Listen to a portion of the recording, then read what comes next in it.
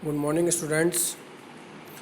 ME 303 heat transfer जो subject है उसमें आज हम न्यू टॉपिक कन्वेक्शन, जिसको कि संवहन भी बोलते हैं, टॉपिक नंबर 7 क्या करेंगे, अंडरस्टैंड करेंगे।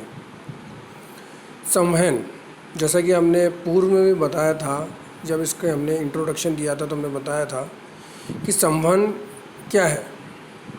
संवहन ऊष्मा अंतरण की वह विधि है जिसमें ऊष्मा किसी गर्म ठोस सतह से उसके ऊपर बहने वाली तरल को अंतरित होती है।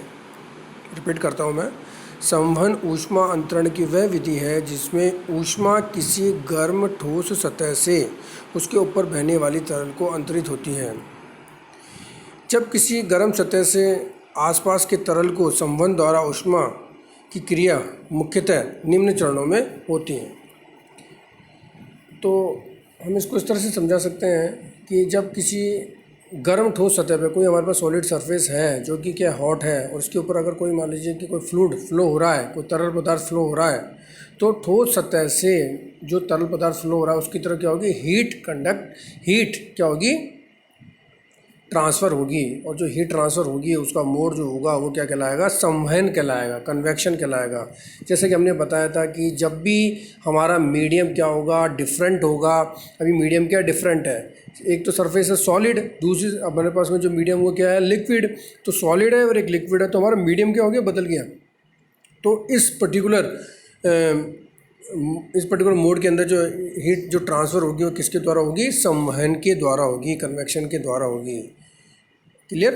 तो किसी गर्म सतह से आसपास के तरल को संवहन द्वारा ऊष्मा की क्रिया मुख्यतः निम्न चरणों में होती है। अब ये जो हीट ट्रांसफ़र हो रही है, ऊष्मा जो अंतरण हो रही है सॉलिड सरफेस से फ्लूइड की तरफ, तरल पदार्थ की तरफ, वो 2 चरणों में होती है। पहला, सर्वप्रथम गर्म सतह से ऊष्मा चालन के द्वारा, कंडक्शन के द्वारा सतह के संपर्क में आने वाली द्रव्य अथवा गैस कणों को अंतरित होती है।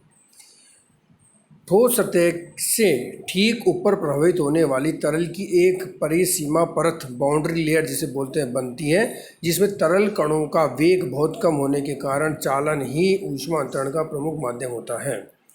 तो जैसे हमने लिखा है कि सर्वप्रथम गर्म सतह से ऊष्मा चालन के द्वारा सतह के संपर्क आने वाली द्रव्य अथवा गैस कणों को अंतरित होती है। तो जब किसी सॉलिड सरफेस के ऊपर फ्लूइड जो तरल पदार्थ फ्लो हो रहा है तो इसकी डिफरेंट लेयर होंगी। तो जो सबसे ऐसी लेयर की हम बात कर रहे हैं जो बिल्कुल सरफेस के जस्ट ऊपर है, जो सबसे पहली वाली जो लेयर है जो जस्ट ऊपर है, उस लेयर की अगर हम बात करें तो उस लेयर के अंदर जो ऊष्मा जो होती है सॉलिड सरफेस से उस लेयर के लिए जो ऊष्मा जो ट्रांसफ़र होगी वो कंडक्शन के द्वारा होगी। किसके द्वारा होगी, वो कंडक्शन के द्वारा होगी, क्योंकि वो जस्ट क्या है, बिल्कुल उससे बिल्कुल चिपकी हुई है। और ठोस सतह से ठीक ऊपर प्रभावित होने वाली तरल की एक परिसीमा बाउंड्री लेयर बनती है। और क्योंकि ये जो लेयर होती है ये बिल्कुल जैसे इससे क्या होती है, स्टिक होती है, सरफेस से बिल्कुल स्टिक होती है, तो इसकी हम गति बिल्कुल क्या मान सकते हैं, 0 मान सकते हैं। तो ये एक तरह से क्या हो जाती है, एक स्टेगनेंट लेयर बना देती है बिल्कुल, जिसको कि हम क्या बोलते हैं, बाउंड्री लेयर बोलते हैं, परिसीमा परत बोलते हैं।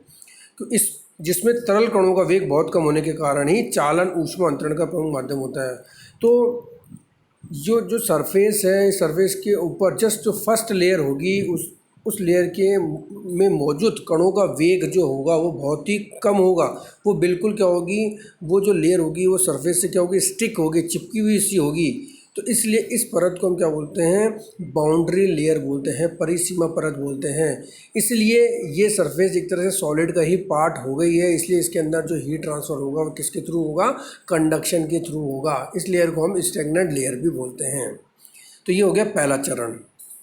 अब हम बात करते हैं दूसरे चरण की। परिसीमा परत का तरल गर्म होने पर हल्का होकर क्या होता है, ऊपर उड़ता है। तो जो सॉलिड सरफेस है वो अपनी हीट किस ट्रांसफ़र करेगी, जो परिसीमा परत है, बाउंड्री लेयर परत है, उसको क्या करेगी, ट्रांसफ़र करेगी।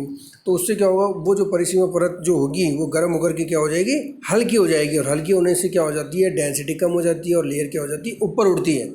और ठंडे तरल के साथ मिश्रित होकर अपनी कुछ ऊर्जा मिश्रण क्रिया के फलस्वरूप ठंडे तरल को अंतरित करता है।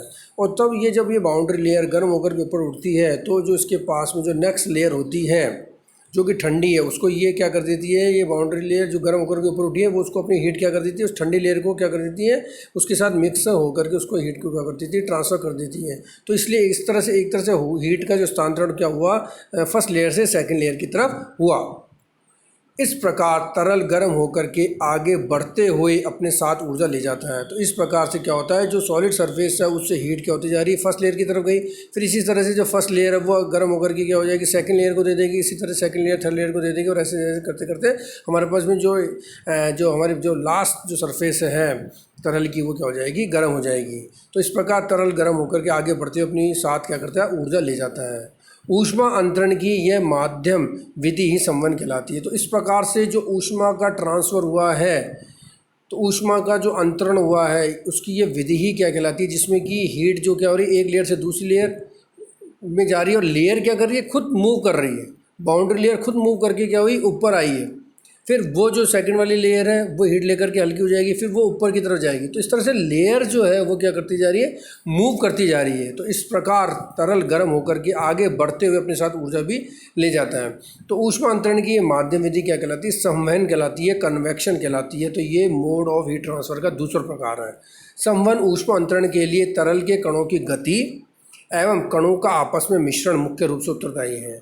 तो संवहन का मुख्य कारण क्या हो गया, संवहन ऊष्मा अंतरण के लिए तरल के कणों की गति, जो कण जो है इसके फ्लूइड के जो पार्टिकल्स हैं उनके कणों की क्या गति है, किस गति से वो ट्रांसफ़र हो रहे हैं एवं कणों का आपस में मिश्रण किस तरह से हो रहा है, उस पर ये क्या करता है, संवहन डिपेंड करता है। तो आपको ये क्लियर हो गया होगा कि ऊष्मा अंतरण की ये माध्यम विधि ही क्या कहलाती है, संवहन कहलाती है। देखिए डायग्राम में भी हमने बनाया, एक सॉलिड सरफेस बताई है। इस सॉलिड सरफेस के जिसका जो कि क्या है, एक हॉट सॉलिड सरफेस है, इसके ऊपर क्या हो रहा है, फ्लूइड क्या हो रहा है, फ्लो हो रहा है, लिक्विड फ्लो हो रहा है। तो इस सॉलिड सरफेस के जस्ट ऊपर वाली जो लेयर हमने शो करी है उसको हमने क्या बोल रहा है, बाउंड्री लेयर बोला है। जी बाउंड्री लेयर बोला है क्योंकि इस लेयर के ऊपर, सॉलिड सरफेस के ये जस्ट ऊपर फर्स्ट लेयर है, इस लेयर की जो कणों की जो वेलोसिटी होती है वो बिल्कुल नेग्लिजिबल होती है, बहुत कम होती है। इसलिए इसको अपन क्या बोलते हैं, स्टैग्नेंट लेयर भी बोलते हैं, और इसी को अपन क्या बोलते हैं, बाउंड्री लेयर भी बोलते हैं। तो सॉलिड सरफेस क्या है, उसका टेम्परेचर है, इस टेम्परेचर से क्या हो रहा है, बाउंड्री लेयर को क्या हुआ, हीट मिली, कंडक्शन के थ्रू मिली, जैसे कि हमने पहले बताया हुआ है।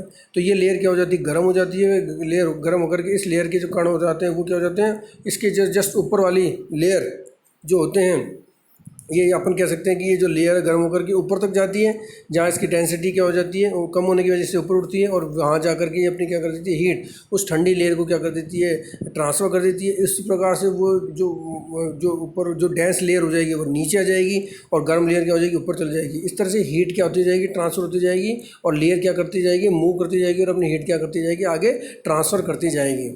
तो इस तरह से कन्वेक्शन का प्रोसेस क्या होता जाएगा, कंप्लीट होता जाएगा। तो ये हो गया हमारा कन्वेक्शन प्रोसेस, संवहन माध्यम। क्लियर। तो देखिए हमने यहाँ पर एक डायग्राम और बनाया है जिसमें हमने एक वर्टिकल में वॉल बनाई है, जिससे कि जैसे जैसे डिस्टेंस एक्स डायरेक्शन के अंदर बढ़ती जा रही है, तो सबसे पहले तो स्टैग्नेंट लेयर है, और इस स्टैग्नेंट लेयर के अंदर टेम्परेचर जो हो रहा है वो वेरी हो रहा है, किसके थ्रू, कंडक्शन के थ्रू परिवर्तित हो रहा है टेम्परेचर dt/dx के थ्रू। और उसके बाद में इसके लिए इसको अपन क्या बोल रहे हैं, स्टैग्नेंट लेयर बोल रहे हैं। और उसके बाद में जो लेयर बनती है वो थर्मल बाउंड्री लेयर बनती है, जो कि जिसमें हीट ट्रांसफर जो होता है कन्वेक्शन के थ्रू होता है। तो इसलिए जो स्टैग्नेंट लेयर होती है उसमें हीट ट्रांसफर कंडक्शन के थ्रू होता है, और उसके बाद वाली जो लेयर होती है, जो थर्मल बाउंड्री लेयर होती है, उसमें हीट ट्रांसफर कन्वेक्शन के थ्रू होता है। अब देखिए संवहन जिसको अपन कन्वेक्शन बोलते हैं, ये बेसिकली कितने प्रकार का होता है, ये दो प्रकार का होता है।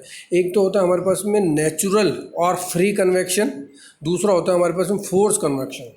तो जो नेचुरल और फ्री कन्वेक्शन होता है इसको हम क्या बोलते हैं, प्राकृतिक या मुक्त संवहन भी बोलते हैं।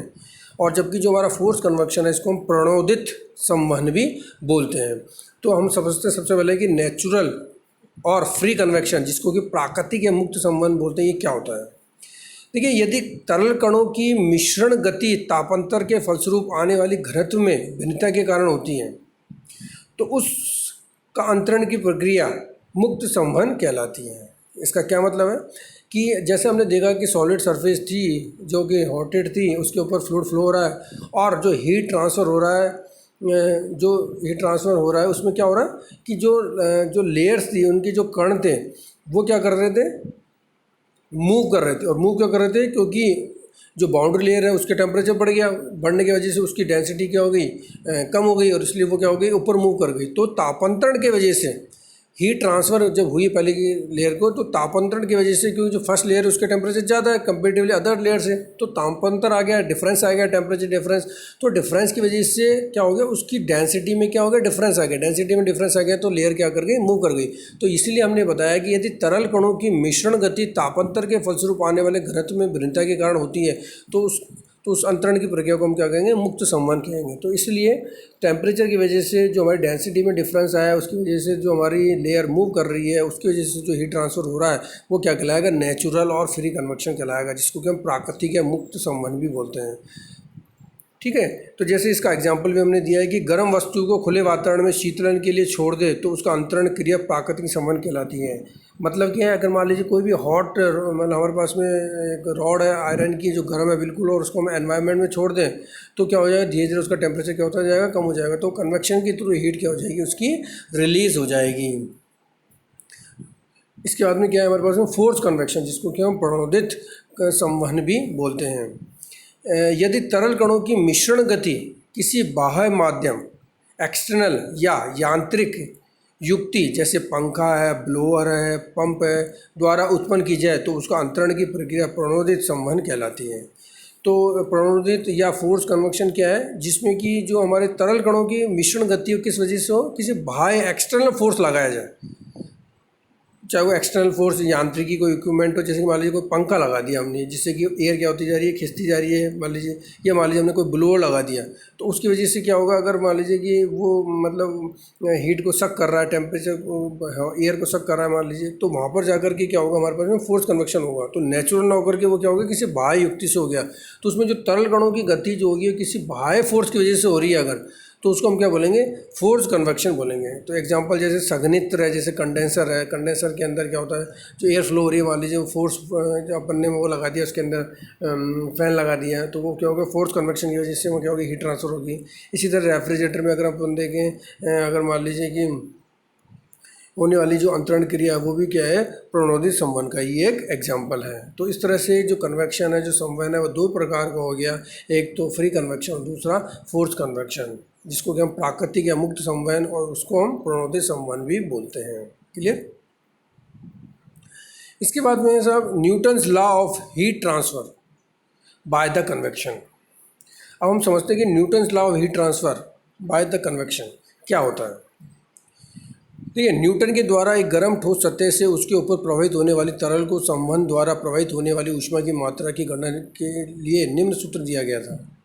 तो जैसे कि हम जानते हैं, अगर कोई सॉलिड सरफेस है उसके ऊपर जो कि हॉटेड है, और उसके ऊपर क्या है कि कोई फ्लूइड फ्लो हो रहा है, तो सॉलिड सरफेस से फ्लूइड की तरफ हीट क्या होगी, ट्रांसफ़र होगी, और वो संवहन के थ्रू होगी। तो कितनी होगी, उसके लिए न्यूटन्स ने क्या किया था, एक फार्मूला दिया था, और फार्मूला Q बराबर कितना है, HATS माइनस TF। Q बराबर कितना है, HATS माइनस TF, जिसमें हमारे पास Q है क्या है, जो सॉलिड हॉट सरफेस है उससे कितनी हीट ट्रांसफ़र हो रही है लिक्विड को। दूसरा H क्या है हमारे पास में, ऊष्मा अंतरण गुणांक या फिर संवहन ऊष्मा अंतरण गुणांक, इसको अपन क्या बोलते हैं, हीट ट्रांसफ़र कॉफिशिएंट और कन्वेक्टिव हीट ट्रांसफ़र कॉफिशिएंट भी बोलते हैं, H। इसके बाद में है TS क्या है, सॉलिड सरफेस का टेम्परेचर, सॉलिड सरफेस का टेम्परेचर। और उसके बाद में हमारे पास में क्या है, TF है, मीन्स लिक्विड तरल का तापमान। तो ये जो इक्वेशन ये क्या कहलाती है, इसे हम न्यूटन का शीतलन नियम भी बोलते हैं, ये न्यूटन्स लॉ ऑफ कूलिंग भी बोलते हैं। तो इसे अपन न्यूटन्स का शीतलन नियम और न्यूटन्स लॉ ऑफ कूलिंग भी बोलते हैं। तो ये कन्वेक्शन में जहाँ जहाँ पर भी हीट ट्रांसफ़र होगी हम उसके अंदर ये फार्मूला यूटिलाइज करेंगे, Q बराबर HATS माइनस TF। जैसे कि कंडक्शन में अपने फोरियर इक्वेशन यूज़ की थी, Q बराबर माइनस का K dt/dx, उसी तरह से हम कन्वेक्शन के अंदर न्यूटन्स लॉ ऑफ कूलिंग को यूज़ करेंगे, फार्मूला क्या यूज़ करेंगे, Q बराबर HATS माइनस TF। और H जो है वो क्या है, कन्वेक्टिव हीट ट्रांसफ़र कोफिशिएंट है, जिसकी यूनिट क्या होती है, वाट पर मीटर स्क्वायर। क्लियर है। तो कंडक्शन में जिस तरह से कंडक्टिविटी होती है उसी तरह से कन्वेक्शन के अंदर क्या होता है, H convective heat transfer coefficient क्या करते हैं, हम यूज़ करते हैं। अब देखिए इसके बाद में अगर हम बात करें तो आप लोगों को अब तक ये क्लियर हो गया होगा कि हमने जैसा आज पढ़ा कि शुरू से अगर हम स्टार्टिंग से देखें तो हमने देखा कि संवहन क्या होता है, ये किस तरह से हीट इसमें ट्रांसफ़र होती है, कि हमने देखा कि 2 चरणों में हीट क्या होती है, ट्रांसफ़र होती है। हमने देखा कि कौन कौन सी लेयर होती है, स्टैग्नेंट लेयर, बाउंड्री लेयर होती है। फिर उसके बाद में हमने देखा कि संवहन कितने प्रकार का होता है, नेचुरल और फ्री कन्वेक्शन और फोर्स, और जिसको प्रणोदय संवहन भी बोलते हैं। फिर इसके बाद में हमने देखा कि Newton's law of heat transfer क्या है, इसके अंदर क्या क्या इक्वेशन है। तो आप लोगों को अभी बेसिक स्टार्टिंग क्या हो गई होगी, क्लियर हो गई होगी कि Newton's law of heat transfer, या अपन कहेंगे कन्वेक्शन में संवहन क्या है, इसके लिए हीट ट्रांसफर इक्वेशन क्या यूज़ करते हैं। अब हम जो नेक्स्ट टर्न पर है, नेक्स्ट टर्न पर हम different type of heat exchanger के बारे में क्या करेंगे, स्टडी करेंगे। Thank you.